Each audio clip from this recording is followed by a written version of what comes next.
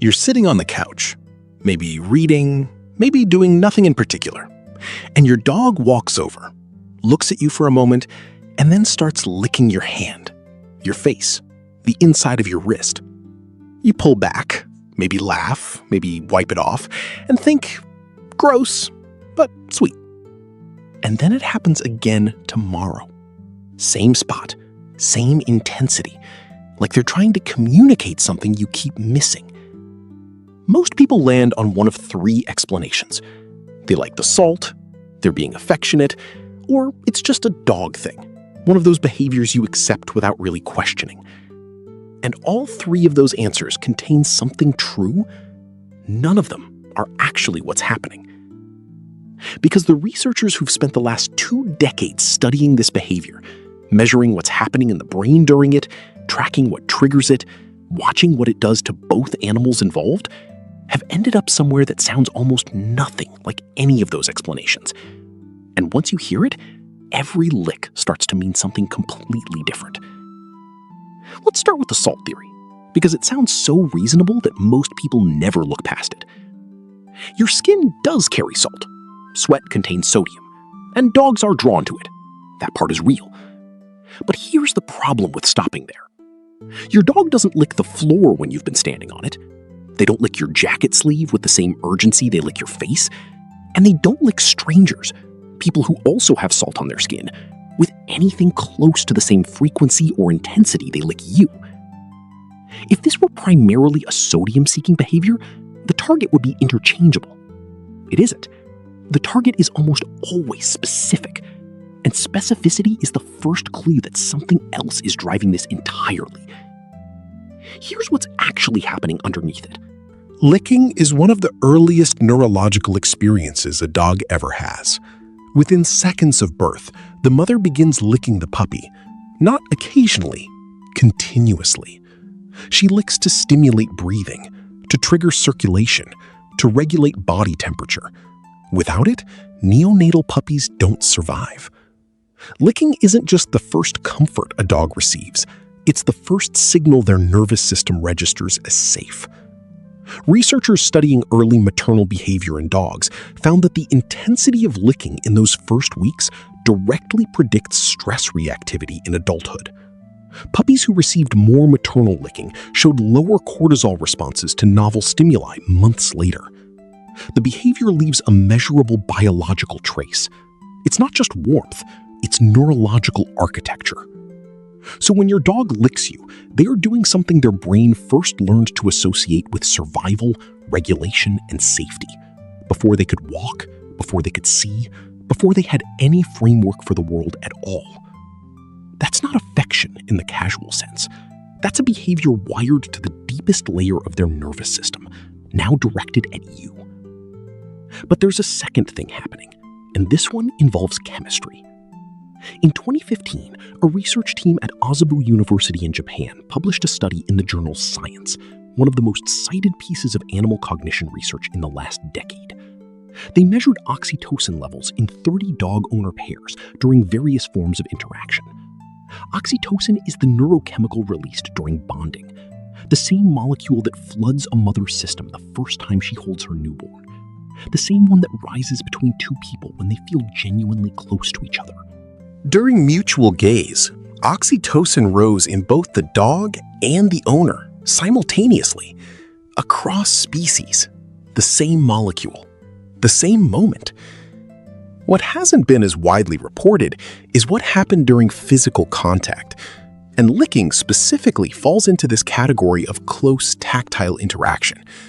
Physical contact sustained the oxytocin loop longer than gaze alone. It amplified it. And once oxytocin rises in the dog, the behavior that released it becomes something they seek again. Not out of habit, because the neurochemical reward system is now pointing directly at you. Your dog doesn't lick you because they decided to. They lick you because their brain has learned that contact with you produces a state it wants to return to. When they tested the same interactions with wolves raised by humans, same conditions, same protocol, the oxytocin loop didn't activate. This isn't a mammal thing. It co-evolved specifically between dogs and humans over thousands of years of proximity, shared sleep, and mutual regulation. The biology was built for this. Now, here's where it gets really interesting. Because licking isn't a single behavior, it's a vocabulary, and most people are reading the same word into every sentence. Researchers studying canine communication have identified at least 4 functionally distinct licking patterns, each triggered by different internal states, each carrying different information if you know how to read them. The first is affiliative licking. This is the slow, calm, repetitive lick, usually on the hand or forearm, that happens when the dog is relaxed, the environment is quiet, and nothing is being asked of either of you. This is the oxytocin loop in action. This is the dog maintaining the bond during stillness. It tends to happen in the evening, when things have slowed down, when they've settled next to you and just begun. The second is appeasement licking. Faster, more urgent, often directed at the face or mouth, which is worth understanding in its evolutionary context. In wolf social structures, lower-ranking individuals lick around the muzzle of higher-ranking ones as a deference signal. It reduces conflict. It communicates, "I'm not a threat." Dogs retained this behavior. When your dog licks your face with a kind of frantic, can't-stop intensity, especially if you've just raised your voice or the atmosphere shifted, that's not excitement. That's your dog trying to tell you that everything is okay between you, that they're not looking for trouble. The two behaviors look almost identical from the outside. The context is what separates them entirely. The third is stress licking. Repetitive, often self-directed. You'll see this as paw licking, flank licking, but also directed at objects or humans during high arousal situations. A 2020 study tracking canine displacement behaviors found that licking in unfamiliar environments correlated with elevated cortisol in over 80% of dogs measured. It activates the same self-soothing circuit that was established in those first days of life. When a dog is stressed and licks you, they're not expressing affection. They're regulating. And you, specifically your skin, your smell, the neurochemical response your presence triggers, are the regulatory target. The fourth is investigative licking. Brief, precise, unrepeated. A single lick to the ankle after you've come home from somewhere new, to the back of your knee after a run. This one is almost pure information gathering. Your dog's sense of smell is estimated to be between 10,000 and 100,000 times more sensitive than yours. But taste and smell work together in dogs in ways they don't in humans. The vomeronasal organ, located in the roof of the mouth, processes chemical signals in a way the nose alone cannot. A single lick to your skin after you've been somewhere unfamiliar can tell your dog more about where you've been, who you've been near, and what your physiological state is. Stress hormones, health markers, emotional residue, than anything you could explain to them in language. They're not greeting you, they're reading you. There's one more layer to this that almost never gets mentioned outside of veterinary research, and it might be the most important. A 2019 study out of Linköping University in Sweden tracked long-term cortisol levels in 58 dog owner pairs using hair samples, which reflect hormonal accumulation over weeks and months, not just single moments. The levels were synchronized. Stressed owner, stressed dog. Calm owner, calm dog.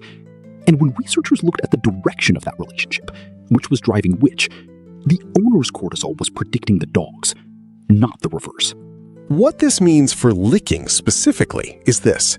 Your dog isn't just responding to your behavior, they're responding to your internal state.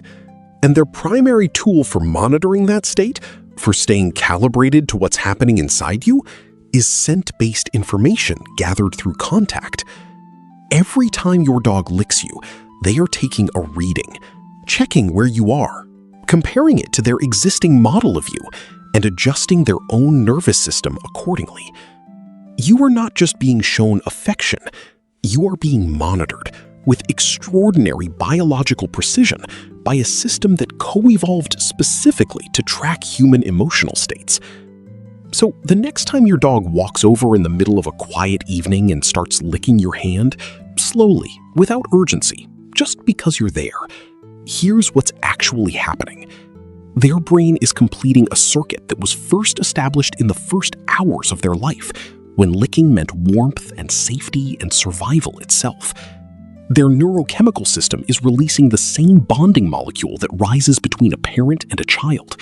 They are checking your cortisol, reading your emotional state through chemistry that your own instruments can't detect.